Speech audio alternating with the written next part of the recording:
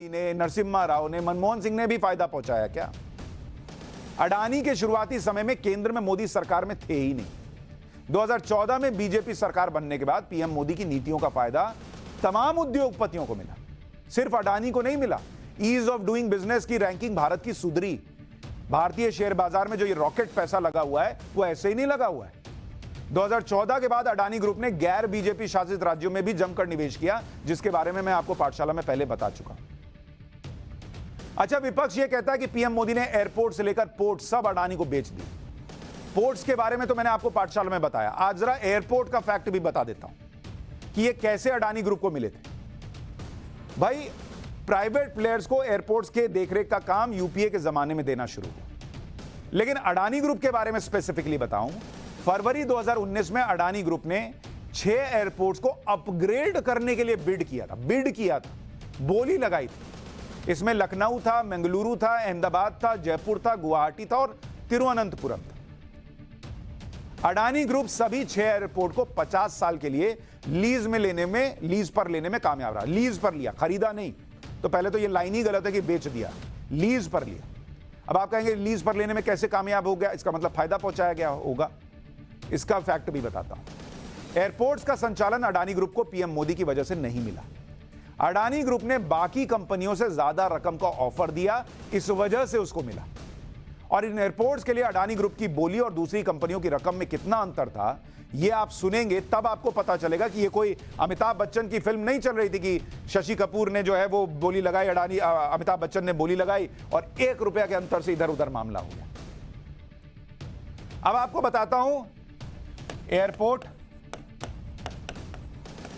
और उसमें आप देखिए, अगर आप देखेंगे रेवेन्यू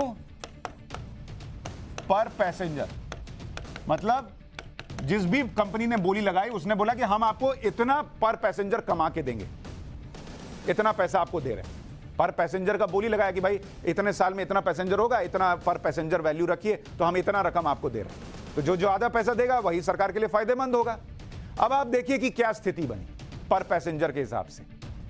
जयपुर एयरपोर्ट को देखिए, जयपुर एयरपोर्ट, यहां पर रेवेन्यू पर पैसेंजर अडानी ग्रुप ने कितना लगाया पता है आपको? अडानी ग्रुप ने कहा हम पर पैसेंजर आपको 174 रुपया कमा के देंगे। जो सेकंड बिडर था, अगर उसको आप देखेंगे,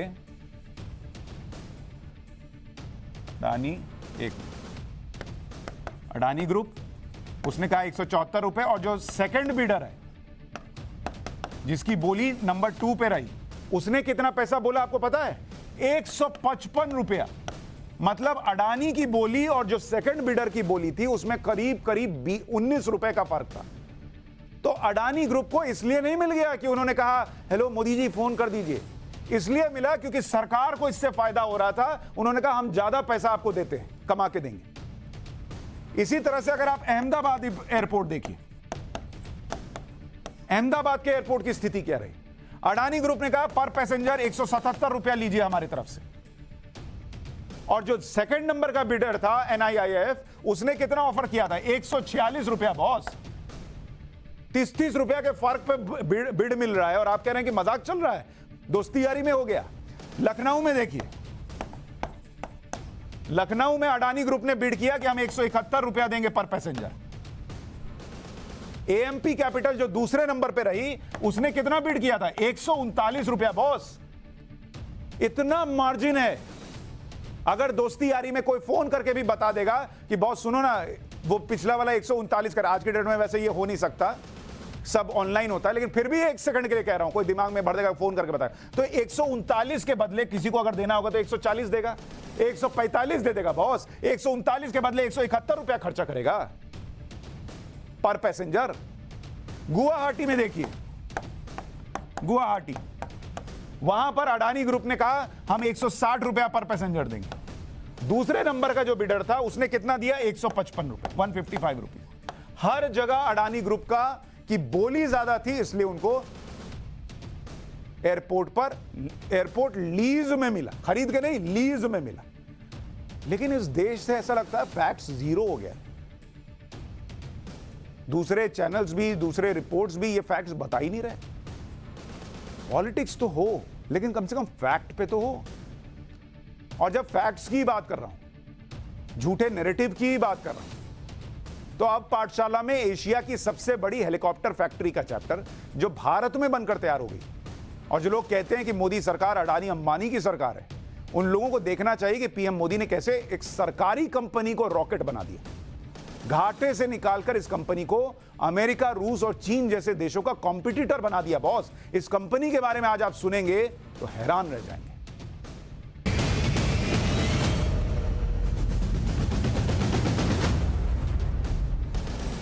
आज प्रधानमंत्री नरेंद्र मोदी ने कर्नाटक के तुमकुरु में हिंदुस्तान एरोनॉटिक्स लिमिटेड HAL की हेलीकॉप्टर फैक्ट्री का उद्घाटन किया।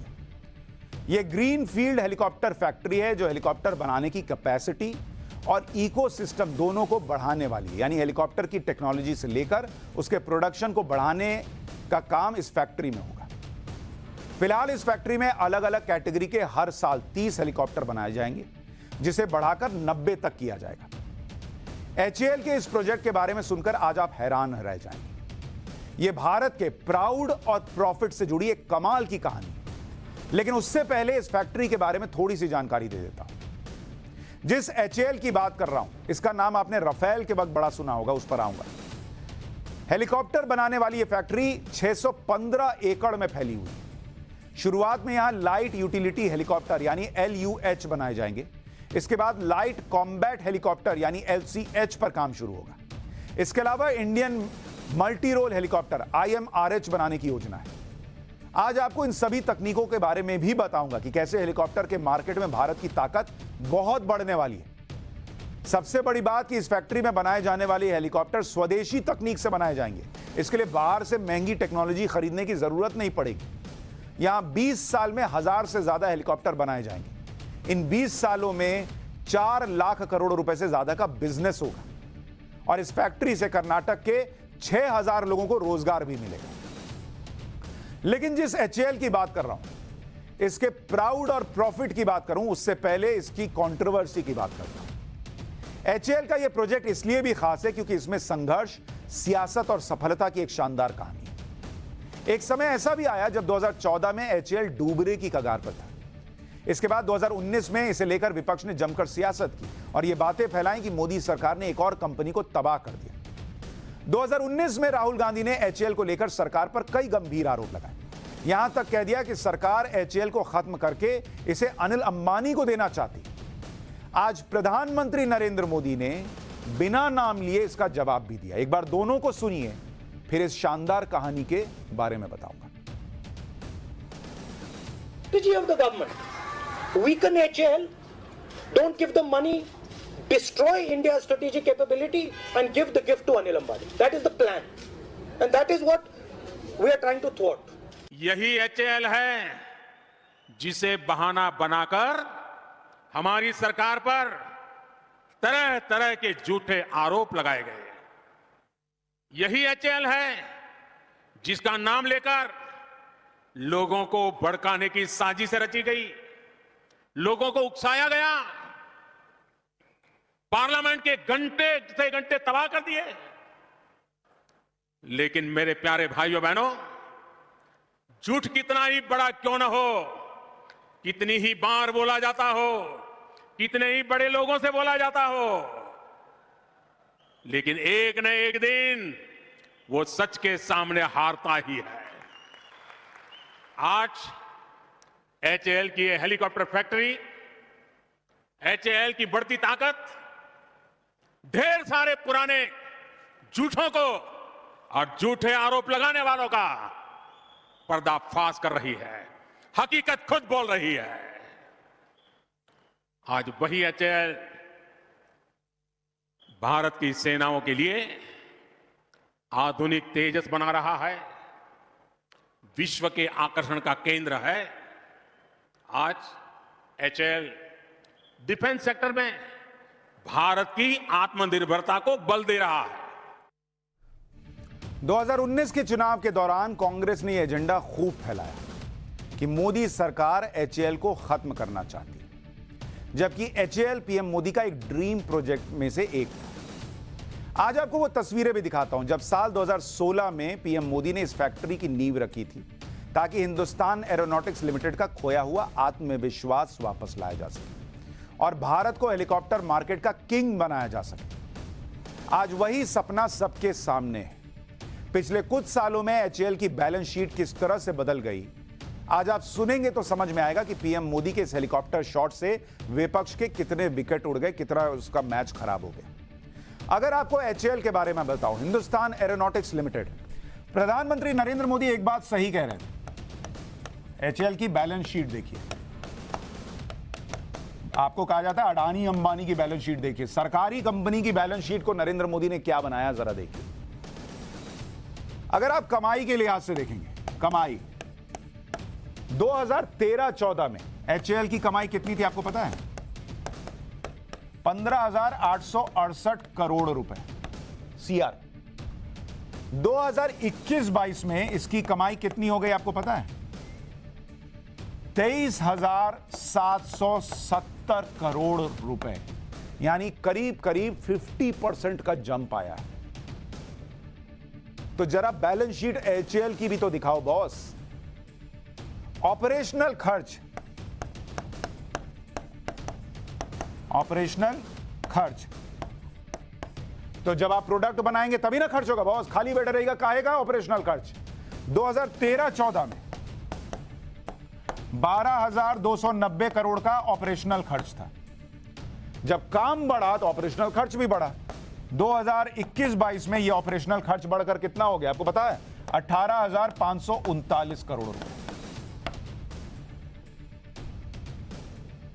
बचत, कितना पैसा बचा जरा उसको भी देखिए। कमाई देखी, ऑपरेशनल खर्च देखा, बचत देखिए।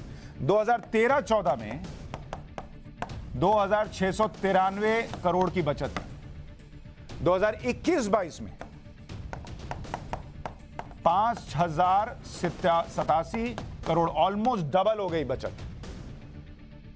इतनी कमाई और ये हो गया कि बोर्ड भर गया। अब क्या, बोर्ड छोटा पड़ गया। कुल संपत्ति 2013-14 में 17,376 करोड़ थी, जो 2021-22 में 19,264 करोड़ हो गई। R&D को लेकर जो रिसर्च और डेवलपमेंट के लिए इनको पैसा दिया जा रहा था, 2013-14 में कितना खर्च कर रही थी एचएएल? 1,083 करोड़। और 2021-22 में कितना खर्च कर रही है? 1967 करोड़।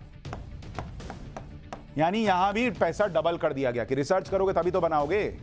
सेल्स के लिए 2013-14 में 15,128 करोड़ थे, 2021-22 में जो सेल है वो 24,362 करोड़ है। यानी आज स्थिति यह है कि 2014 से पहले के 15 सालों में जितना निवेश एरोस्पेस सेक्टर में हुआ उसका 5 गुना पिछले 8 से 9 साल में हो चुका है। 2014 से पहले के 15 सालों में जितना निवेश एरोस्पेस सेक्टर में हुआ उससे कहीं ज्यादा अब हो रहा है, और ये नरेंद्र मोदी ने करके दिखाया है। एचएएल के हेलीकॉप्टर अमेरिका के अपाचे और रूस के MI-16 हेलीकॉप्टर को टक्कर देने वाले बन रहे हैं। एचएएल की इस फैक्ट्री में किस तरह के हेलीकॉप्टर बनने वाले हैं वो भी आपको बताता हूं। सिर्फ ऐसा नहीं है कि कुछ भी बन रहा है। लाइट यूटिलिटी हेलीकॉप्टर LUH बनाए जाएंगे। ये 2 सीटर वाले 2 सीटर पायलट हेलीकॉप्टर है जिसमें 5 लोग बैठ सकते हैं। तो पायलट हो गए 2 और 5 लोग पीछे बैठ सकते हैं। इसकी लंबाई जो है वो 37.8 फीट की होगी और ऊंचाई 11.1 फीट की। स्पीड 250 किलोमीटर प्रति घंटा और 500 किलो का वजन एक बार में लेके जा सकता है। 350 किलोमीटर की उड़ान भर सकता है। इसके बाद आता है लाइट कॉम्बैट हेलीकॉप्टर। ये LCH है। फिलहाल भारत के पास इस कैटेगरी में प्रचंड हेलीकॉप्टर है और ये अमेरिका के अपाचे का मार्केट खराब कर सकता है। इसमें भी 2 पायलट बैठते हैं। 2 सीटर पायलट वाले इस हेलीकॉप्टर में की लंबाई 51.10 फीट है, ऊंचाई 15.5 फीट और हथियारों के लोड के बाद इसका वजन 5,800 किलोग्राम होता है। प्रचंड पर 700 किलोग्राम के हथियार भी लग सकते हैं। इसकी स्पीड 268 किलोमीटर प्रति घंटा और रेंज 550 किलोमीटर। यह लगातार 3 घंटे 10 मिनट की उड़ान भर सकता है और 6,500 फीट की ऊंचाई तक उड़ान भर सकता है। इसमें 20 mm की तोप लगी है और इसमें 4 हाई पॉइंट्स होते हैं, यानी रॉकेट, मिसाइल और बम लगाए जा सकते हैं। ऊपर से धन से मार दीजिए। एडवांस रडार सिस्टम की वजह से ये टारगेट पर सटीक हमला भी करता है। इसकी कीमत की भी बात बताता हूं। इसके एक हेलीकॉप्टर की लागत करीब 260 करोड़ रुपए है, जबकि अमेरिका के अपाचे हेलीकॉप्टर की कीमत 1100 करोड़ रुपए। यानी अपने यहां जो बनाइएगा उसमें 3 गुना पैसा बचाइएगा। सोच रहे हैं, जो हेलीकॉप्टर 260 करोड़ में मिल रहा है वो अमेरिका वाला 1100 करोड़ रुपए में दे रहा है। उसको बोले रखो अपना हेलीकॉप्टर, जाओ, नहीं चाहिए। इसके अलावा LCH दुनिया का एकमात्र लड़ाकू हेलीकॉप्टर है जो 5000 मीटर की ऊंचाई पर हथियारों और फ्यूल के भारी वजन के साथ उतर सकता है और उड़ान भर सकता है। साल 1999 के करगिल युद्ध के समय पहली बार एक ऐसे स्वदेशी हल्के लड़ाकू हेलीकॉप्टर की जरूरत महसूस हुई थी जो इतनी ऊंचाई पर दुश्मन पर सटीक हमला कर सके। HAL के हेलीकॉप्टर से देश के लिए ही नहीं, निवेशकों के लिए भी बहुत फायदेमंद यह साबित होगा। शेयर मार्केट में HAL की गिनती उन शेयरों में है जिन्होंने पिछले 1 साल में इन्वेस्टर्स को 100% रिटर्न दिया है, यानी साल भर में पैसा डबल कर दिया। जनवरी 2022 में लोग अडानी के शेयर की बात कर रहे हैं। जरा सुनिए HAL का शेयर कहां पहुंच गया है। जिनको नहीं पता है कल जाके शेयर खरीदेंगे। जनवरी 2022 में HAL का एक शेयर कितने का था? 1233 रुपए का एक शेयर। आज कितने का पता है? फरवरी 2023 में हम खड़े हैं, फेब 2023 में। 1 साल के अंदर कितना हो गया HAL की शेयर की कीमत? 2400 रुपया का बॉस, 2400 रुपया। और जब कोरोना आया था, सोचिए मई 2020 में जब कोरोना था, उस वक्त ये कहां चला गया था पता है? 500 रुपया पे चला गया था गिर के पर शेयर। वहां से उठकर पहुंचा 1233 पे, यहां से उठ के, और फिर वहां से आ गया 2400 रुपए पे। और आज जब उद्घाटन हुआ हेलीकॉप्टर फैक्ट्री का तो 60 रुपए और बढ़ गया। अब कल खरीदने जाइएगा तो पता चला कि और हेलीकॉप्टर बन के उड़ गया है शेयर का कीमत। HAL सिर्फ हेलीकॉप्टर तक रुकने वाला नहीं है। इस समय HAL कई दूसरे अहम प्रोजेक्ट पर काम कर रही है। जो लोग HAL को खत्म कंपनी कह रहे थे, उन्हें पता होना चाहिए कि HAL का 20 से ज्यादा देशों को अपने प्रोडक्ट सप्लाई कर रही है या करने वाली है। लेकिन जब ये फैक्ट्स बताता हूं तो इसलिए बताता हूं कि आपको देश के बारे में पता हो। किसी पॉलिटिकल पार्टी, किसी नेता, उसके बारे की बात नहीं है, ये देश की बात है। क्योंकि जब देश में झूठ फैलता है ना, तो नुकसान देश का होता है। इसीलिए सच जानना हो तो पाठशाला में एडमिशन लीजिए, और परमानेंट एडमिशन। अच्छा, विपक्ष का झूठ तो ध्वस्त हो ही रहा है, लेकिन आज एक देश भी ध्वस्त हुआ है। अब उस विनाश का चैप्टर जिसने 2 देशों में तबाही मचा दी, इसमें आपको बताऊंगा कि क्या टर्की में आया भयंकर भूकंप दुनिया की तबाही का संकेत है, और पीएम मोदी ने भारत विरोधी टर्की को लेकर कौन सा हैरान करने वाला फैसला लिया है।